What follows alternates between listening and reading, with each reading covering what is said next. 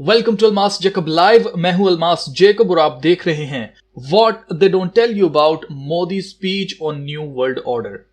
मानव जात, मानव मूल्य संकट के घेरे में थे, निराशा छाई हुई थी और सेकेंड वर्ल्ड वॉर के बाद पोस्ट वर्ल्ड वॉर एक दुनिया में एक नया ऑर्डर, न्यू वर्ल्ड ऑर्डर उसने आकार लिया। शांति के मार्ग पर चलने के शपथ हुई। सैन्य नहीं, सहयोग, इस मंत्र को लेकर के दुनिया के अंदर विचार प्रबल होते गए। यूएन का निर्माण हुआ, यूएन का निर्माण हुआ, यूएन का निर्माण हुआ, इंस्टीट्यूशंस बनी, इंस्टीट्यूशंस बनी, भांति भांति के मैकेनिज्म तैयार हुए ताकि विश्व को पोस्ट वर्ल्ड वॉर के बाद एक सुचारू ढंग से शांति की दिशा में ले जाया जाए। लेकिन अनुभव कुछ और निकला कि दुनिया में शांति की बात हर कोई करने लगा। पोस्ट वर्ल्ड वॉर शांति की बातों के बीच भी हर कोई जिसकी ताकत थी अपनी सैन्य शक्ति बढ़ाने लगा। वर्ल्ड वॉर के पहले दुनिया के पास जो सैन्य शक्ति थी, यूएन के बाद वो सैन्य शक्ति अनेक गुना बढ़ गई।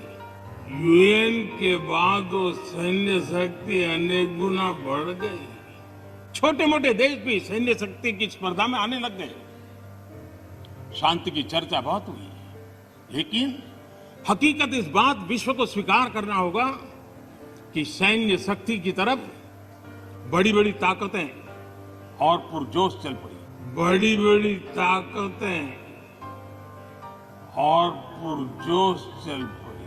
जितने इनोवेशन हुए, रिसर्च हुए, वो इसी कालखंड में हुए सैन्य शक्ति के। जितने इनोवेशन हुए, रिसर्च हुए, वो इसी कालखंड में हुए सैन्य शक्ति के। पोस्ट कोरोना भी एक नया वर्ल्ड ऑर्डर नजर आ रहा है। पोस्ट कोरोना के बाद दुनिया में एक नया संबंधों का वातावरण शेप लेगा। हमें तय करना है कि हम वर्ल्ड वॉर के बाद एक मुख्य दर्शक के रूप में बदलती हुई दुनिया को देखते रहे और अपने आप को कहीं एडजस्ट हो सकते तो करने की कोशिश की। हमारे लिए वो कालखंड भी वैसा ही था। लेकिन आज पोस्ट कोरोना जो नया वर्ल्ड ऑर्डर तैयार होगा और होना ही है, किस रूप का होगा, कैसा होगा, कौन उसको इनिशिएट करेगा, वो तो वक्त बताएगा। लेकिन दुनिया ने जिस प्रकार से संकट को झेला है, दुनिया इस पर सोचने के लिए मजबूर हुई है और होना है। कौन उसको इनिशिएट करेगा, वो तो वक्त बताएगा। लेकिन दुनिया ने जिस प्रकार से संकट को झेला है, दुनिया इस पर सोचने के लिए मजबूर हुई है और होना है। जी तो जीजो, भी हाल ही में मोदी ने पार्लियामेंट के अंदर, इंडियन पार्लियामेंट के अंदर उसने बात की है न्यू वर्ल्ड ऑर्डर के ऊपर और उसने कहा है कि कोविड-19 के बाद जो है, जैसे ही ये पेंडेमिक ओवर होगा तो इसके बाद न्यू वर्ल्ड ऑर्डर जो है वो शुरू हो जाएगा। तो ये कोई नई बात नहीं है, इसके ऊपर मैं पहले ही वीडियो बना चुका हूं। अगर आपने वो वीडियो नहीं देखी कि न्यू वर्ल्ड ऑर्डर क्या है, तो आप उसको जान सकते हैं कि न्यू वर्ल्ड ऑर्डर आखिर है क्या। और जो स्पीच मोदी की लोगों को डिस्टर्ब कर गई, उनको परेशान कर गई, वो ये थी कि मोदी ने कहा है कि हम अलग होकर नहीं रह सकते। मोदी ने यह भी कहा है कि यूनाइटेड नेशंस जो है वो वर्ल्ड वॉर 2 के बाद क्रिएट की गई थी ताकि दुनिया में अमन हो, और उसके लिए जो है वो उसने बातें ये की हैं कि दुनिया के अंदर अमन के लिए यूनाइटेड नेशंस को क्रिएट किया गया, लेकिन अमन जो है उस तरह से नहीं आया। लेकिन अब न्यू वर्ल्ड ऑर्डर के ऊपर जो काम हो रहा था, अब वो तकरीबन मुकम्मल हो चुका है और पोस्ट कोविड यानी कि कोविड-19 के बाद जो है वो न्यू वर्ल्ड ऑर्डर शुरू हो जाएगा और इंडिया जो है उसमें एक बहुत बड़ा रोल अदा करेगा। अब मोदी ने यह भी कहा है कि हम दुनिया से कट कर अलग होकर नहीं रह सकते, हमें दुनिया के साथ मिलकर चलना पड़ेगा। ऐसी स्थिति में भारत विश्व से कट करके नहीं रह सकता। भारत एक कोने में गुजारा नहीं कर सकता। हमें भी एक मजबूत प्लेयर के रूप में उभरना होगा। तो जो बातें मोदी ने की हैं उससे लोग काफ़ी परेशान हुए हैं। पहले लोगों को ये लगता था कि शायद ये कोई सिर्फ एक कॉन्स्पिरेसी थ्योरी है, इसका हकीकत से कुछ लेना देना नहीं है, और अब उनकी आंखें खुल गई हैं, जो कि पिछले 5 सालों से मैं आपको बता रहा हूं कि न्यू वर्ल्ड ऑर्डर जो है वो आने वाला है और अब ये आपकी आंखों के सामने है और ये अब होने वाला है। तो मोदी ने जो कहा कि जी हम अलहदा होकर कटकर नहीं रह सकते हैं, तो इसका साफ सा मतलब ये है कि अलहदा होकर वो मुल्क रह सकता है, अलहदा होकर वो शख्स रह सकता है जो इंडिपेंडेंट हो, यानी कि जिसके पास इंडिपेंडेंस हो, जिसके पास आज़ादी हो, वही खुद मुख्तारी से अलहदा होकर रह सकता है। लेकिन साथ मिलकर जुड़कर वही रहता है जिसके पास इंडिपेंडेंस नहीं होती है, जिसके पास खुद मुख्तारी नहीं होती है, जिसे झुककर चलना है, वही मिलकर रहता है। तो ये जो इंडिपेंडेंट होकर अलहदा होकर रहने की वो जो बात कर रहा है कि हम अलहदा होकर नहीं रह सकते दुनिया से, हमें जी एक होकर रहना पड़ेगा, ये वो बता रहा है मोदी आपको कि जी इंडिया चाहे जितना मर्जी बड़ा मुल्क हो, वो उन ताकतों से हरगिज बड़ा नहीं है जिन्होंने यूनाइटेड नेशंस को क्रिएट किया था। बड़ी बड़ी ताकतें और पुरजोश चल पड़ी। तो यूनाइटेड नेशंस के ऊपर भी मैं वीडियो बना चुका हूं कि यूनाइटेड नेशंस जो है उसको क्रिएट किया था रॉकेफेलर फैमिली ने, और जॉन डी रॉकेफेलर जो था उसके घर में यूनाइटेड नेशंस बनी थी, और जॉन डी रॉकेफेलर जो है उसके खानदान ने इसको फंड किया है, इसको पैसे दिए हैं, इसको लैंड दिया है, इसको जगह दी है, और हर एक इंतजाम जो यूनाइटेड नेशंस में होता रहा है वो सब कुछ टेक केयर किया है रॉकेफेलर फैमिली ने। रॉकेफेलर फैमिली के बारे में मैं आपको बता दूं कि इल्यूमिनाटी के 13 खानदान है, उनमें से एक खानदान जो है वो रॉकेफेलर का खानदान है, जिसने यूनाइटेड नेशंस को फॉर्म किया, बनाया, इसलिए बनाया था क्योंकि 1945 में यूनाइटेड नेशंस वर्ल्ड वॉर 2 के बाद बनाई गई, और ये इसलिए बनाई गई थी ताकि दुनिया में अमन लाया जाए, ऐसा कौमों को बताया गया था। लेकिन इनकी जो सीक्रेट मीटिंग थी या जो सीक्रेट इनका प्लान था वो था 2 स्टेट नेशन जो है थ्योरी देकर के जी फलस्तीन और इसराइल को 2 स्टेट करके वहां पर बनाया जाए इसराइल को। और इन्होंने क्या किया, इसराइल को वर्ल्ड मैप के ऊपर लेके आए। यूनाइटेड नेशंस ना होती तो आज इसराइल वर्ल्ड मैप पर ना होता, और यूएन की वजह से इसराइल जो है वो वजूद में आया, और उसके बाद आज हमें पता है कि इसराइल ने पूरी दुनिया को जो है वो कर्जे दिए हुए हैं, IMF और ये सब कुछ हम जानते हैं। और इसी वजह से आज जो कौमें हैं वो झुक कर इनके सामने चलती हैं। यूनाइटेड नेशंस के जो सस्टेनेबल डेवलपमेंट गोल्स हैं उस पर सारी दुनिया की कौमें जो हैं वो काम कर रही हैं, और उनको लगता है कि शायद कोई डेवलपमेंट होने लगी है या कोई बहुत अच्छा काम होने लगा है, न्यू वर्ल्ड ऑर्डर में हम सब एक हो जाएंगे या दुनिया एक ग्लोबल विलेज बन जाएगी, हम एक हो जाएंगे। ऐसा कुछ नहीं होने वाला है। जैसा आपको पिछले 70 सालों से जो वजीर आजम बनते रहे, सदर बनते रहे, जो आपको झूठे ख्वाब दिखाते रहे हैं, वो सब कुछ प्लान था न्यू वर्ल्ड ऑर्डर के ऊपर काम करने का। और आप देख ही सकते हैं कि पास्ट में जो कुछ हुआ है वही आगे फ्यूचर में और वर्स होने वाला है।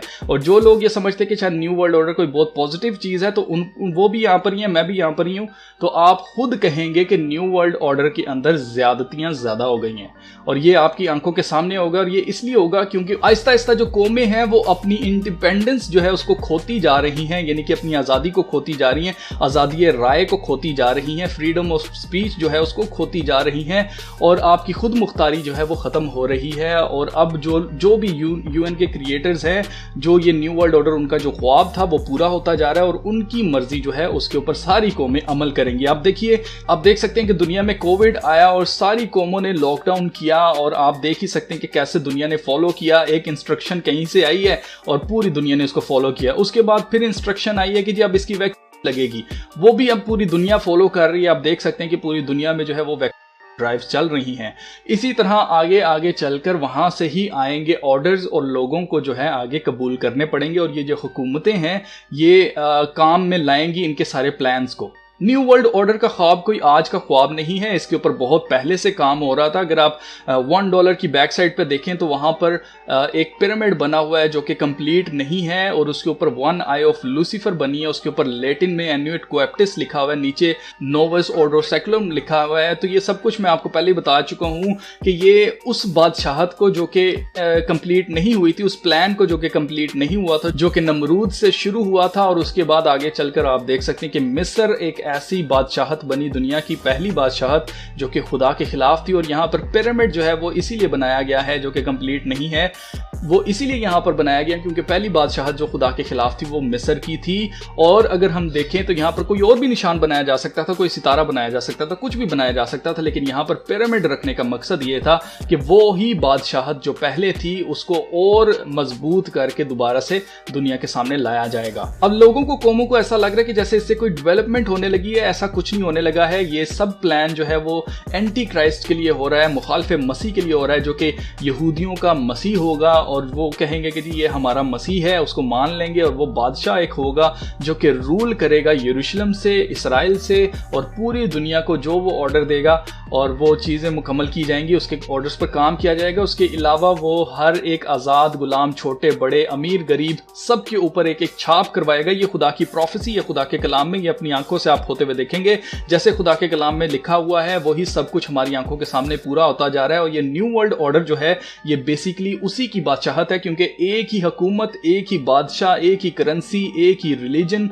ये सब कुछ जो है ये ख्वाब है न्यू वर्ल्ड ऑर्डर का। अब मोदी की स्पीच के बाद भी अगर आप इस चीज को सीरियस नहीं लेते हैं तो आपसे ज्यादा बेवकूफ कोई नहीं है, क्योंकि वो खुद खुले अल्फाजों में कह रहा है कि हम दुनिया से अलग होकर नहीं रह सकते, हमें सबके साथ मिलकर चलना पड़ेगा। अलग होकर वही रहता है जो कि इंडिपेंडेंट होता है। तो मैं आपको बता रहा हूं कि जो इंडिपेंडेंस है वो खत्म होती जा रही है। और पहले ये होता था कि जैसे आप देख सकते हैं कि 9/11 के बाद हुआ कि जो टेररिज्म जो है वो बड़ा फैला और टेररिस्ट कहना शुरू कर दिया एक मजहब के लोगों को, और मजहब जो है उसको ये बना के सामने पेश किया गया कि जी ये टेररिज्म को प्रमोट करता है, या जो मजहब होता है ना, जो मजहबी लोग होते हैं वो टेररिस्ट होते हैं।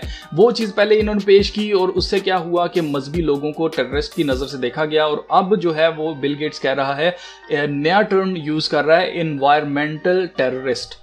तो अब इन्वायरमेंटल टेररिस्ट कौन है? ये वही लोग हैं जो कि इनके कहने पर नहीं चलेंगे, और ये वही लोग हैं जो कि रिलीजियस होंगे। जो रिलीजियस लोग होंगे वही इनके कहने पर नहीं चलेंगे। वो इंडिपेंडेंस से, अपनी आज़ादी को बिल्कुल भी वो गुलामी में तब्दील होने नहीं देना चाहते, इसलिए वो इनकी चीज़ों को फॉलो नहीं करेंगे। ये उनको नया नाम देंगे इन्वायरमेंटल टेररिस्ट। तो और भी बहुत सारी चीज़ें जो है वो होने वाली है न्यू वर्ल्ड ऑर्डर के अंदर, और इसके बारे में राल्फ एपर्सन ने किताब लिखी थी जो कि 1988 में उन्होंने लिखी थी, और उन्होंने बताया था कि न्यू वर्ल्ड ऑर्डर में क्या होने वाला है। गवर्नमेंट जो है वो सारी चीज़ों को देखेगी, बच्चे जो है वो गवर्नमेंट पालेगी आपके, और जो औरतें हैं उनको जो है वो जॉब्स दी जाएंगी, घरों से निकाला जाएगा ताकि वो घर बनाने वाली ना बने बल्कि सिर्फ और सिर्फ कमाने वाली एक मशीन बन जाए। और इसके अलावा जो है डाइवोर्स जो है वो बहुत आम हो जाएगी, होमोसेक्सुअलिटी जो है वो बहुत आम हो जाएगी।